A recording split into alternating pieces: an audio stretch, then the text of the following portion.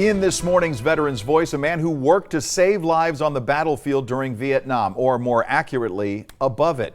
Dr. John Giddings graduated from Fresno State in 1961 and went on to medical school at UC Irvine. A couple years later, he began his first practice in Southeast Asia as a flight surgeon. It was a deployment he still remembers vividly. The 9th Marines were along the DMZ, Leatherneck Square, Con Tien, Cam-Lo, Jiulin, places like that.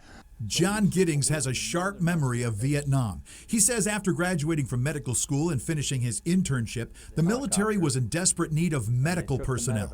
He wasn't looking for a fight, so after he was drafted, he volunteered for the Marines. Not go to the Army because they're going to Vietnam, and I didn't really think that much about it. He was shipped off to El Toro, landing in Da Nang in October of 1967. This is when I was salty. I like the pipe. I never smoked. But you look good with the pipe. I tried to smoke a pipe. Yeah, couldn't do it. He was assigned to the HMM 163rd Squadron as a flight surgeon aboard an H-34 Medivac helicopter. Was the last of the reciprocating engine helicopters. Okay. Can develop power a lot faster than a jet engine. So our pilots, we could just jump out of a zone. In 13 months, Giddings was on hundreds of flights, including 60 combat missions. His first flight, a landing zone near the DMZ. And these Marines come running out carrying a wounded Marine in a poncho liner. And all of a sudden, the ground started exploding, and they had mortars zeroed in on the landing zone. So as soon as our helicopter landed, they dropped mortars in the tube, and it was mortars. And I thought to myself, holy man, this is real. And it didn't get any easier. Many of his missions were during the siege at Khe Sanh under fire. And, you know, bullets are going through it. It's only 1/32 aluminum, you know, but you duck behind, get out of the door and hide behind the aluminum. You know, it sounds like a popcorn machine going off. I was never hit. I had guys with me that were, you know, so I was lucky. There were plenty of tense moments, like pulling wounded off the rock pile. And they call it the rock pile because it looked like an ice cream cone upside down. It wouldn't take a whole helicopter. You could put the wheel on it. And you just hovered and hovered and picked the guy up. And his mission was very simple. Do whatever you have to do to keep them alive.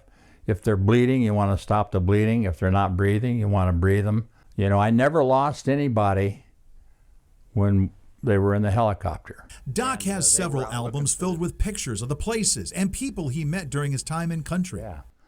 Now those are bad dudes, man. They were there. Giddings landed in Bakersfield about 10 years ago, joining another group last fall when he took part in honor flight. Calling it an outstanding experience, he got to take part in the wreath-laying ceremony at the Tomb of the Unknown, rubbing elbows with the Army's Old Guard. Those young soldiers, pretty impressive. You know, when you got guys like that on your side, you don't worry. Like the feeling wounded Marines had in 1968 when the call went out for a medevac in a hot landing zone. When you're out of ammo, you're out of food, you're out of water, and you're surrounded by the enemy, and you hear the choppers coming. It's a sound he still hears today during reunions that he attends with Vietnam helicopter crews every 2 years.